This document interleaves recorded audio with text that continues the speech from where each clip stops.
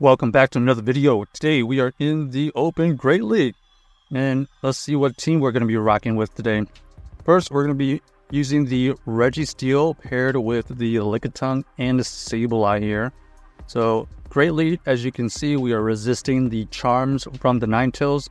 We're going to throw off this Zap Cannon as our opponent here is going to decide to stay in and shield and then switch out into the Umbreon. Umbreon here is going to get switched out. We're going to switch into the Sableye purely because we do not want the Sableye to be matched up against the Ninetales.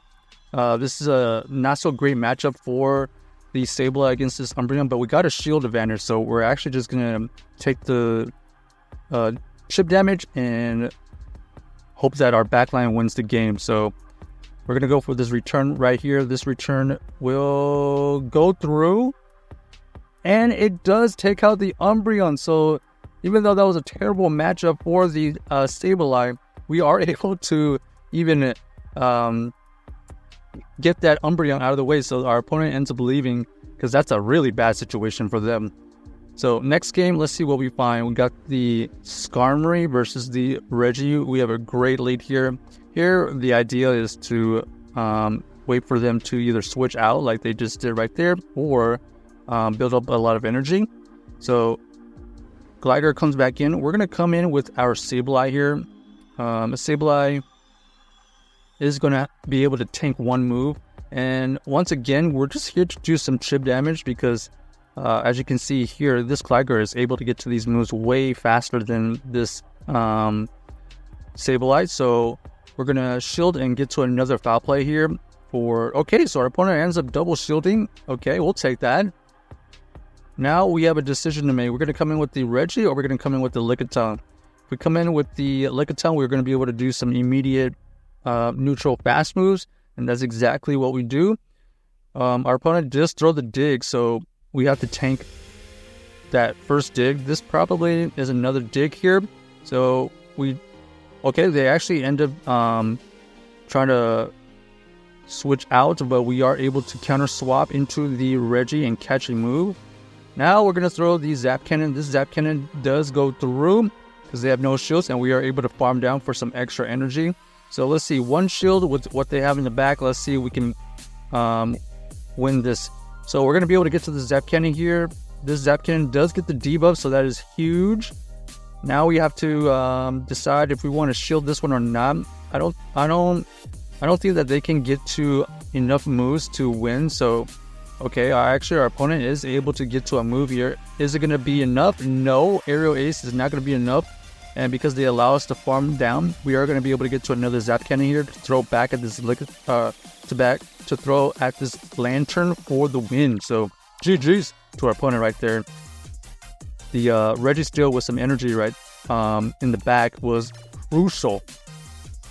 All right. Next, we're going to be met with the Guzzlord. So pretty good lead here as they don't want to be encountering some Focus Blast. So they switch out into the Charge Above. We're going to switch into our Lickitung here. Lickitung is doing the neutral fast moves, and we're going to be able to apply some Body Slam pressure soon. Our opponent does get one move out. We are able to easily tank it. And looks like our opponent is going to be able to get to another move right here. We decide to let it go. And we're going to throw this Body Slam here after some extra farm. This does get a shield, which is huge for us. And look at this Lickitung right here, able to survive those Volt switches right there to pressure our opponent to double shield or let the Charge Bug go. So this is the most ideal situation. We're going to come back in with our Reggie because we want to tank this. And go for the discharge, nice neutral damage for them. And now we have a decision to make. Do we shield here to preserve the health of this Reggie? We do not. We're going to let it go. And they are able to get to another move here. But we're going to let this go. Ends up being another discharge. They have to decide whether they want to come back in with their Guzzlord or their Lantern. They actually come back with their Lantern. We're going to go for this Zap Cannon. We do get the debuff. Our opponent does switch out. But now we're met with a kind of a bad situation. We have this Guzzlord, very, very tanky, as you can see. We only have returns to throw at this, so let's see if one return takes out this Guzzlord. No, it does not. Our opponent here is gonna... Okay, they're gonna throw a move right when we get to a move as well. Ends up being another Dragon Claw. We're looking for the farm down. We do get the farm down. Let's see if our last return here does get the KO. Remember, they're about half health, and boom! Unfortunately for them, we did have the Registeel available, and we are able to use one fast move to beat them by a sliver of health. So that was literally one fast move difference. Alright, Registeel versus the Bastion, pretty good. Very interesting that they're staying in, so we got to be aware of potential catches. This Focus Blast here is going to do some big damage. Look at that damage right there, over 80% right there, probably closer to 90. Our opponent is going to be able to throw a flamethrower, and it's very interesting that they're staying in, so we're just going to farm them down if they're going to allow us to do that. Ends up being the Victory Bell. Victory Bell here is going to have to consider tanking a Zap Cannon. One Zap Cannon does go through. They switch out into the Wigglytuff. Wigglytuff right here is going to be very good against our Sableye, so we have to switch into our Lickitung. Lickitung is only going to be able to throw these body slams. One body slam does get shielded. Here we have to shield this one to preserve the health of this Lickitung, even though these icy winds are going to debuff everything. And this is kind of a interesting situation because we do want to get this Lickitung we want to get this Wigglytuff as low as possible so we can potentially farm down with something, but they are pressuring us to use a move before we get KO'd, and indeed we do get KO'd. Now we're going to be bringing our Reggie here to soak up all this damage. Ends up being the Disarming Voice. Disarming Voice here does force us to use a Focus Blast. Focus Blast does get shielded, and now we have to switch into our Sableye. This Sableye is going to have to shield just to keep the health as high as possible. Even though we did get debuffed, we are able to get to this foul play before this Victory Bell is able to get to a move, and luckily for us, we are able to take out that Victory Bell and take out that Wigglytuff at the end right there. So this is like it's the new Grass Hold team where it's all fast move pressure. Got the Bastiodon, Wigglytuff, and the Shadow Victory Bell, so keep an eye out for that. Next, we are met with the Altaria. They do decide to switch out into the Venusaur. This Venusaur is going to have a one fast move head start. Huge Frenzy Plant goes through right there. Right here, we should have gone for the return, but we believe that they were going to shield anyways, so it doesn't really matter.